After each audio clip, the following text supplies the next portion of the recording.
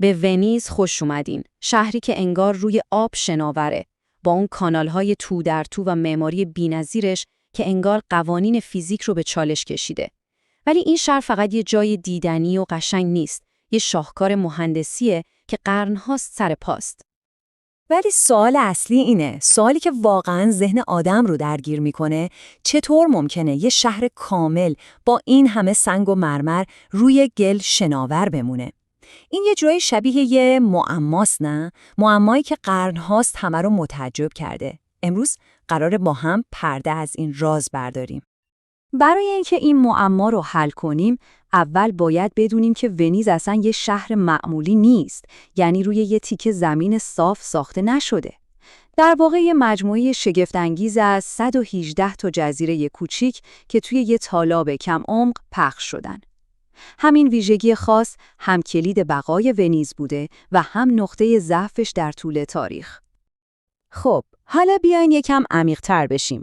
راز اصلی پایداری ونیز زیر سطح همین آب‌های آروم قایم شده. جایی که چشم ما نمی‌بینه یه جنگل کامل وجود داره. آره، درست شنیدین، یه جنگل زیر آب. داستان ونیز داستان زنده موندنه. توی قرن 5 میلادی وقتی امپراتوری روم سقوط کرد، مردم برای اینکه از دست مهاجم‌ها فرار کنن، به این تالاب‌ها پناه آوردن. اینجا جای امنی بود، ولی یه مشکل اساسی وجود داشت. چطوری میشه روی یه همچین زمین ناپایداری یه شهر دائمی ساخت؟ این یه چالش مهندسی واقعا بزرگ بود و دقیقاً همین جاست که نبوغ ونیزی‌ها خودش رو نشون میده. اونها یه راهکار 4 مرحله‌ای فوق‌العاده هوشمندانه پیدا کردن.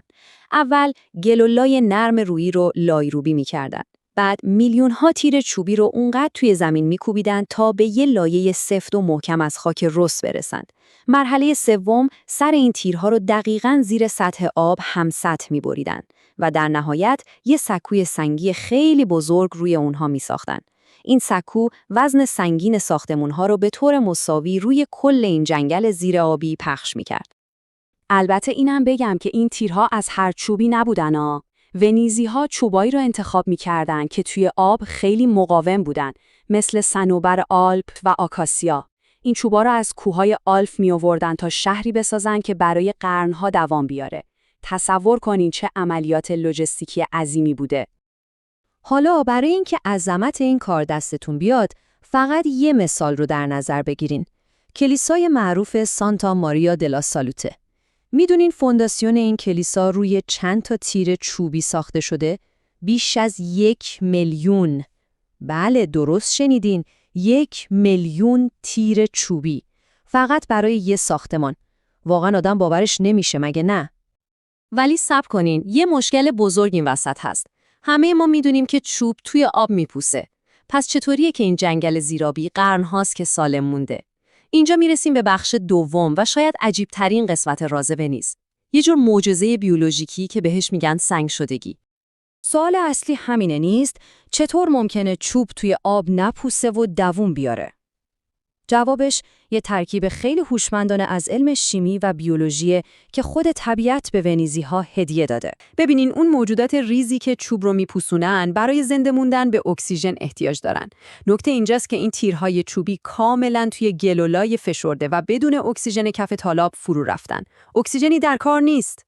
و خب بدون اکسیژن این میکروارگانیسم‌ها اصلا نمیتونن کاری از پیش ببرن. برای همین فرایند پوسیدگی هیچ وقت شروع نمیشه. به همین سادگی. نبود اکسیژن این چوب‌ها رو برای همیشه سالم نگه داشته. اما ماجرا اینجا تموم نمیشه. تازه جالب‌ترم میشه.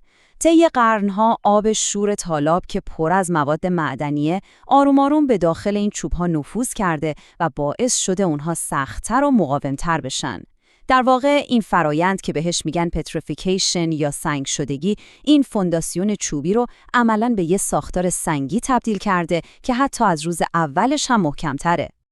پس دیدیم که مهندسی ونیز یه شاهکار بی‌نظیر بوده که شهر رو برای بیشتر از 1000 سال سر پا نگه داشته. اما جالبه که همون چیزی که یه روزی نقطه قوت ونیز بود، امروز داره به بزرگترین تهدیدش تبدیل میشه. داستانی که با قدرت شروع شد، حالا با خطر شکنندگی روبروه. قرنهای طولانی آب بهترین دوست و متحد ونیز بود. تالاب مثل یه دیوار دفاعی طبیعی جلوی دشمنها را می‌گرفت. و بندر امنش ونیز رو تبدیل کرد به ملکه آدریاتیک و یه قطب تجاری بزرگ در دنیا. کانال‌ها هم مثل بزرگراه‌هایی بودن که تجارت رو رونق می‌دادن. پس چی شد؟ چی تغییر کرد که آب از یه سپر محافظ تبدیل شد به یه شمشیر که خود شهر رو تهدید میکنه؟ این یه چرخش واقعاً غم‌انگیز در داستان این شهر شناوره. جواب توی یه ترکیب خطرناک از 3 تهدیده. اول، فرونشست زمین، یعنی شهر داره آروم آروم توی تالاب فرو میره. دوم، بالا اومدن سطح آب دریاها به خاطر تغییرات اقلیمی. و سوم، پدیده‌ای به اسم آکوا آلتا، یعنی سیلاب‌های شدیدی که دارن روز به روز بیشتر و شدیدتر میشن. آکوا آلتا به زبون ونیزی یعنی آب بالا. این اصطلاح برای جزر و مدهای خیلی شدیدی به کار میره که مدام شهر رو زیر آب میبرند. این سیلاب‌ها فقط زندگی مردم رو مختل نمی‌کنن، بلکه نمک موجود توی آب آروم آروم فونداسیون سنگی و آجوری ساختمونا رو مثل خوره میخوره و از بین میبره. همه این تهدیدها ونیز رو وارد یه مسابقه خیلی حساس کرده. یه مسابقه مهندسی با زمان و با جذر و مد برای نجات آینده شهر. و درست مثل بنیانگذاران خلاقشون، ونیزی‌های امروز هم برای نجات شهرشون دوباره به مهندسی رو آوردن. این مبارزه در واقع ادامه همون میراث نبوغ مهندسی ونیزه که حالا در قالب یکی از بزرگترین پروژه‌های مهندسی عمران تاریخ معاصر دور خودش رو نشون میده. اسم این پروژه هست موزس، یه سیستم فوق‌العاده پیچیده که از 78 تا دروازه متحرک غول‌پیکر تشکیل شده. این دروازه‌ها در 3 ورودی اصلی تالاب کار گذاشته شدن. در حالت عادی کف دریا خوابیدن، ولی وقتی آب دریا بالا میاد با هوای فشرده بلند میشن و یه سد موقت درست میکنن. این سد تالاب رو از دریای طوفانی آدریاتیک جدا میکنه. یه راهکار مدرن برای یه مشکل خیلی قدیمی. به نظرم این جمله داستان ونیز رو به بهترین شکل خلاصه میکنه.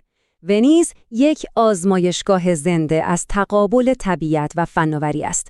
از اون فونداسیون‌های چوبی هوشمندانه در گذشته گرفته تا این سدهای متحرک امروزی، ونیز همیشه یه صحنه رویارویی دائمی بین نبوغ انسان و قدرت طبیعت بوده. و در نهایت همه چیز به این سوال ختم میشه. این شاهکار مهندسی باستانی که بر پایه چوب و نبوغ ساخته شده، آیا میتونه جلوی چالش‌های دنیای مدرن دووم بیاره؟ آیا تکنولوژی امروز میتونه میراث گذشته رو از خشم دریا نجات بده؟